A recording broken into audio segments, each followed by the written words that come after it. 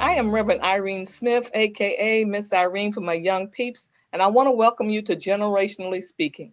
I want to invite you to the table each week as we sit down and discuss life issues and hear the different perspectives from Gen X, Gen Ys, and Gen Zs. Same issues, but you know what? We see our decisions in different ways, our thoughts in different ways, and that's how we grow, and that's how we become better. And so sit down and have these conversations. Well, I want to welcome back Minister Durham, my co-host. Hey, Minister Durham, you know him. He's that cowboy fan. I have to say it every week. I know y'all tired of me saying. I'm tired of saying it too. I wish he'd change it, but he won't change it. So I have to keep saying it. Minister Durham, welcome. Thank you, Reverend. It's always good to be here. He is a mentor for young men of all ages, using the Nehemiah principle to rebuild the walls of their lives. We look forward to that day when he writes that book, gets that curriculum, has that virtual conference, in-person conference. We're going to be right there getting those tickets for him. I'm also excited always to have another co-host, Pastor Shamika Latte Oliver. You know her as the Women Who Lead Connect founder. She's not with us today. As you know, not only has she birthed the ministry, but she's also birthed a baby girl. And so she's taking the time off that she's needed. I can hear you all right now saying, come on, come on, come on, Reverend Smith. Let's get down to the nitty gritty. Let's talk here. Okay, get your tea, because look, we're getting ready to have some conversations. We left off last week talking about how we want to be viewed. And Minister Durham and Andrea, they said, see me as Americans. I'm see me as as a person. See me maybe as British, and I'm sitting here thinking, hey, no, see me as African American. See me in all my blackness, and so we're going to talk about it. So, Minister Durham, I know you got something to say. Andrea, I'm going to let him start, and then I'm going to let you go, and we're going to make this circle. So, Minister Durham, I'm saying to you, no, I don't want to ever be viewed as just American. I think it's good, but I have to hold on to all of my blackness. It So, might be a personal thing. yeah, my perspective is this. I was born in America. I was raised in America. While I visited other countries, I've never lived in any other country. Therefore, I am an American. And here's the thing for me, like America is this great mixing bowl of so Mhm. many diverse cultures. Like the powers that be and have been in America wanted America to look a certain way and be Mhm. perceived a certain way. But that America that's been portrayed is not the complete story of America. America includes many people of Polish, of Irish. Jewish, of Mhm. African descent Mhm. from so many different places. And so when I say I am an American, I am by no means denying my African ancestry. I am by no means denying just so much richness that I exude, that's from that culture, that's from that lineage. But I'm also uh, different uh, than any man who's 41 years old and they've lived in any country in Africa their entire lives. So we're different. Yeah, we're black. We have the same skin pigmentation, maybe, but our culture and our experience is different, and that's all I'm acknowledging. I'm not denying that my ancestors were slaves. That's a part of who I am. That's a part of where I get a lot of the strength and the fight Mhm. that I have in me. I'm not denying my American ancestors who came up in Jim Crow and in tough times of Mhm. fighting for civil rights. But we also got a little bit of Western civilization in our culture that we've Mhm. assimilated into or have been assimilated into our culture. And I'm just acknowledging all of that. So I'm American. Don't and this is what I feel about American society. I think from the very beginning, they brought us over here as slaves, as less than human, not to be on their level. And so one of the ways they wanted to distinguish us from them is to put a stamp on us, is to give us a title and say, okay, well, they are from Africa. So let's make sure they always distinguish as African American. They're not good enough to be just an American. So we always want to put a tag on it. Like for me, I don't like the term Black excellence. It's just excellence. Our level of excellence is not different than any other level of excellence. So you would never hear me say Black excellence. You will hear me say excellence.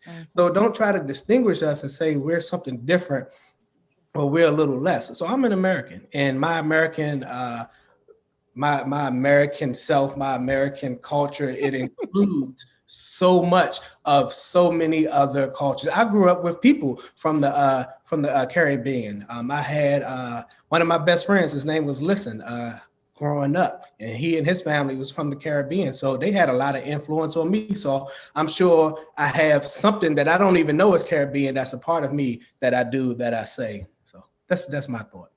I think you raised a really good point there, in the sense of identifying in one way doesn't denote anything else. So I can identify as British, and that doesn't denote my Blackness. It doesn't denote my Caribbeanness. It doesn't denote my femininity. It doesn't, that is just one identifier, and it is true. It's not a lie. It's not to try and assimilate. It's not trying to appear superior. That is who we are. You are an American-born man. What does it mean to be an African-American-born person? If you were you born between Africa and America? How would you? But you were born in America. You was born in America. Your nationality is American. And so if you're identifying as your nationality, then you're identifying as American. And for me, if I'm identifying as my nationality, well, I can identify as British, but I can also identify as Antiguan because I am an Antiguan national. However, if then I'm identifying as Black, that's not my nationality. That is my race or my ethnicity. And then that is that's a different category. But I think especially with the African-American identity and with the Black British identity, is collating two separate things into one. And I think it's because it's combining two separate things into one. When you then break it apart, it's like, so are you trying to separate from the Africanness? Are you trying to separate from the Blackness? But that isn't. It's just that the identifier. Because why do you have to say, as you said, why do you have to say Black excellence? People don't say white excellence. People don't say Asian excellence. People don't say Pacific Islander excellence. It's just excellence. And then even in that defining is then that saying that Black excellence is different to regular excellence. And then if it's different, why is it different? Is it just because of the color of our skin? Is it because our excellence is lower? Is it because our excellence is higher? So you have all these different connotations, even just in the language you use. And that's why language is so important and so powerful, because just the use of just one word can really shift that narrative, that conversation, that message of what you're trying to say. Because even when you think, and not that you have to do things to think about other cultures, but when people hear like something like Black excellence, or like in England we have something called the Black Business Expo. And so as a non-Black person, you might hear that and think, oh, that's not for me, because that's Black people, right? But then does that mean when it just says excellence business show, I'm not going to go because it doesn't say Black, so I identify as Black, so I'm not in that category. You understand? And so I tell you what, being Black isn't easy, right? It's not easy, because we have to think about so many things, and I'm very cognizant of that in the language I use, especially because I'm a teacher. And so when I speak to my students, the language I use, because I'll give you an example. In Antigua, the local dialect, we actually call dialect, is seen as inferior to standard English, right? So when you're at school, they say speak properly, right? If a child's speaking dialect, they say speak properly. It's not that they're not speaking properly. They're just not speaking standard English.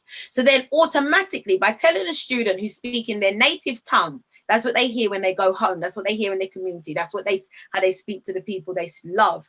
When you tell them speak properly, you are therefore telling them the way they speak usually is improper, is negative, is bad, is inferior to standard English. And why is standard English superior? Because of colonization.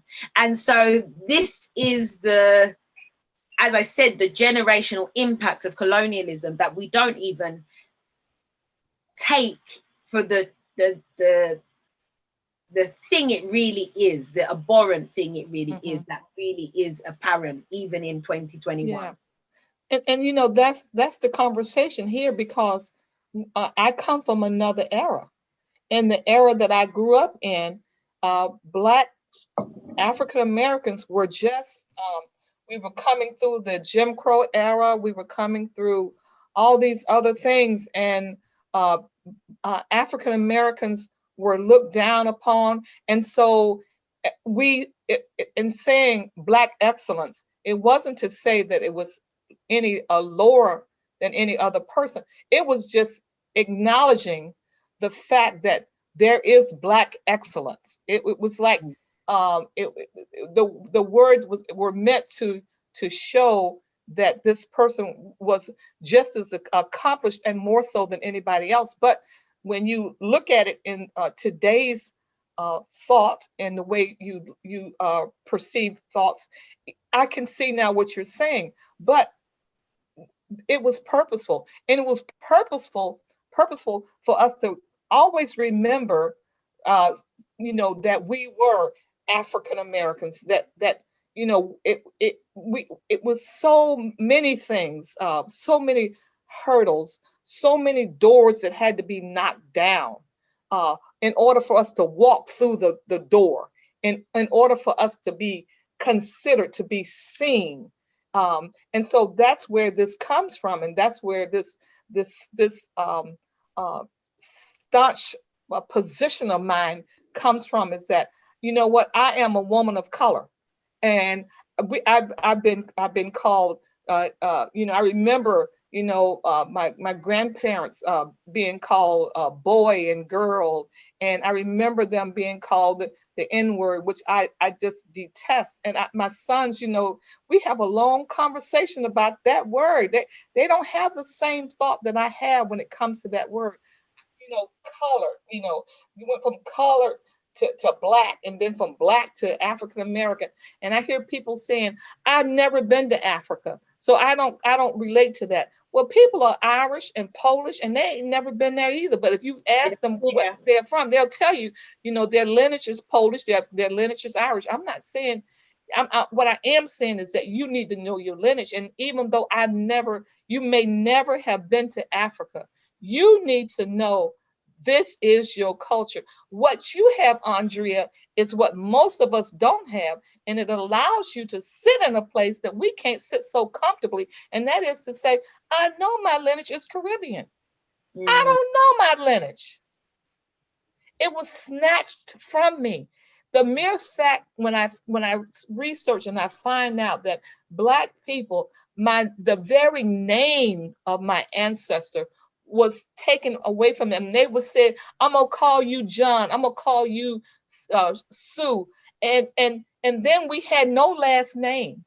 And so we took on the last name of the slaveholder. So when I go back and I check my lineage, and I go back to this plantation where my ancestors were, and they took on the last name of this slave owner, something inside of me says, call me X.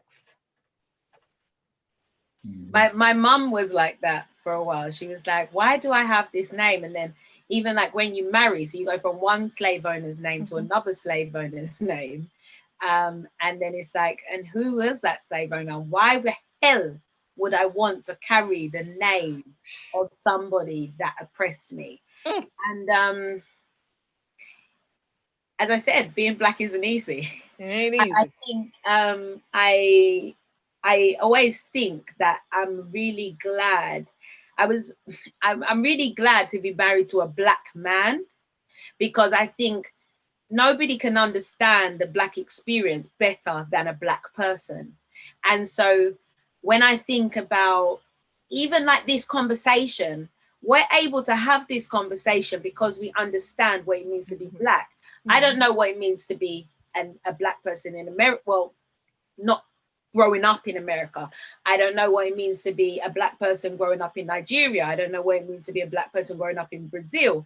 But our blackness unifies us in a way that is from God. That's the only thing I can say, because as I said, I studied in the Bay Area, the San Francisco Bay Area, and my friends that I made, they'd never met anyone from the UK, much less a black person from the UK. And yet we were friends because, and I don't want to say just because of our blackness, because it's almost simplifies it too much.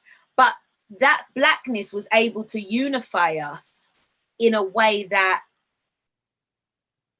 I just can't explain. And I don't think I have to explain to you, because you know. And there is something so powerful in that.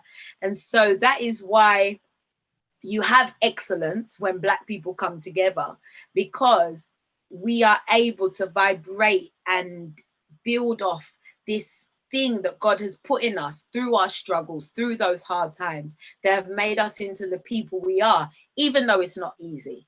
And so we can build and we can grow and learn together, even though our backgrounds, our cultural backgrounds might be different. That blackness, that Africanness, in whatever stage it is so, so, so powerful. So powerful. And in my blackness, and I'm gonna get to you, Minister. In my blackness, I'm not doing like other races, and that is putting a race down. I'm simply elevating who I am. I'm bringing me to the table. Yeah. I'm bringing my voice. I got something to say. Okay, Minister Durham. And just back to my thought, I'm definitely black, and I'm proud of my blackness. Like, I identify with it fully and completely. Like James Brown wrote, and he's saying, "Say it loud, I'm black and I'm proud." And what I would say is, my black experience living here in America is the authentic American experience. Ooh. And it's not just white folks whose experience here in America is the authentic American experience. All of our experience, Yes. That's so true. American experience. Andrea's experience is the authentic British experience. Yes. So it's so diverse. So while I'm identifying, I'm pro-black and all black and all of that, if you ask me, what I'm an American, simply because that's my birthplace and that's where I've lived. And I think to some degree it is time to turn the page. Every 100 years or so, you have to turn the page. And I think this is a turning page type of year now, that we have to turn the page and say, okay, you know what? We are Americans wherever we go. Because when I went to Jerusalem, and they saw us, a group of African Americans, the first thing they thought were we were South Africans. And when we told them that we were American blacks, they couldn't believe it. Wow. They said they'd never seen the number of American blacks together. And, it was like whatever their experience had been via the TV, the movie, the video, this is, as Andrea said, we showed up in a different kind of way, in a way not expected. And they were like, "You're from America?" Like, "Yes." "Can I take a picture with you?" Okay. Yeah, and isn't that amazing that there's also the image of a like, so as you said, if you see an American person, it's probably a white person, Anglo-American looking person. Then if you have a picture of a British person, they're probably a white English person. And so the only images of African people, black people that are seen are starving in the Saharan desert. And So we are definitely underrepresented, and when we are represented in society or in media or in film, we're the drug dealers, the thieves, the robbers. And I always say this, I'm like, you know, a white person can act as any single thing they want, and they're just acting. You're right. A black person is stereotyped in these roles of degradation, of violence, and that becomes their identifier. So when they said you must be from South Africa, what they were really saying is, I didn't know black people could afford to travel. The only black people I see in American films, they're poor. They're shooting up crack and, you know, all these different things. And so so why? How did you get here? What? Wow, that's weird. And I want to take a picture with you because you're a rare commodity. I don't know people like you. Yeah, all of you don't fit the norm. You don't fit what we expected, you know. And we went to Nairobi. You know, the Nairobians said, we are tired of always being shown as having children starving. Every child in Nairobi, they said it's not starving like those pictures that they keep putting out. One of the elders from my church, he just went to his older brother lives in Ghana. He's been living there for a year. So he went to visit him and he came back. And so at church yesterday, he was saying, it's amazing. He said, it's absolutely amazing. He said, it is like the Caribbean 20 years ago. And so where Ghana is developing, but whereas in the Caribbean, a lot of the development was done by white people, non-black people, and not just white, but non-black people. In Ghana, the development is being done by the black diaspora, not necessarily the Ghanaian diaspora, but the African diaspora. So Caribbean, African Americans, black British people, wherever they are going back. He said the houses that these people, like, it's like the best house in Miami, in Ghana, in their compound. And he said it's amazing. The food is cheap. He said everything is just excellence. That is the word. He said. And I said, my husband and I, we plan to do traveling South America, Asia, and Africa. But I said, I really want to go to Africa last. I really want to go to Ghana last, because I really feel like once I go there, I'm not going to want to leave. And I truly believe that. And so we can do great things. And like, these are the imagery. We're not shown those Miami looking houses in Ghana. We're not shown the beaches, the food, and so it really is about changing the narrative. And going back to what Minister Durham said in the last session about the oral traditions, and I love stories. We all love stories. Yeah. Ever since we've been in the womb, ever since we come out, stories. You have stories with your friends, you chat with your friends and love a good story, or as we call in Antigua, a melee. You like a good melee. And you have these stories, and black people, we have these stories that you're just like, go through all the emotions in one short space of time. And I'm always, especially as I said, I've gotten older and my grandparents are getting older, I'm so cognizant of, I need to remember these stories. I need to get them written down. And it's funny, I was just thinking of Shamika last night, because I was like, I need to write this book, and I need to do it. I need to get it published, and I just need to write it, because especially the Caribbean stories, they're usually dominated by the bigger islands. So Jamaica, Barbados, Trinidad, those are, when you hear those stories of people, especially coming to England, it's usually those bigger islands. So I really want to do one that focuses on the experiences of people coming from the smaller islands and how that would have been, particularly because my grandparents are from the small islands, but because I think these are the stories, we need to know all the stories. Not just the big ones, the small ones, the in between. And I as I've gotten older, and as I see the people that I grew up with getting older and passing away, I'm like, no, these stories need to be shared. They need to be written down and passed on. And I think that's really important.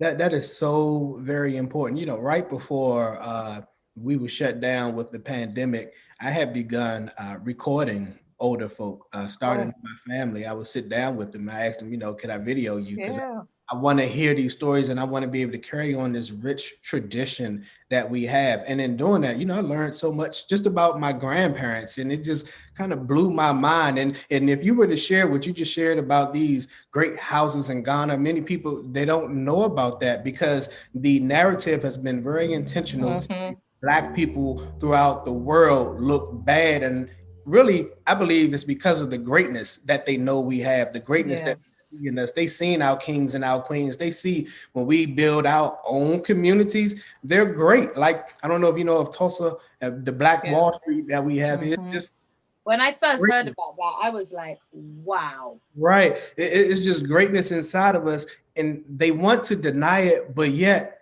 so many countries, they lean on our culture. Like right now, and if you look at any news station in America and probably in Britain too, you see Black culture all in it. You hear the music when they go to commercial breaks. You hear they saying they using the slang and the language of our community. So it's just greatness, and we need to carry on that tradition and make sure we pass that on, because as Reverend Smith mentioned earlier, we hear our youth using derogatory terms for us, like the N-word, and they using it as terms of endearments. To me, that's the worst word in any language. I cannot stand that word whatsoever, because it was used to keep a nation down and to emasculate people. So we need to make sure that we are intentional to carry on that oral tradition and share that moving forward.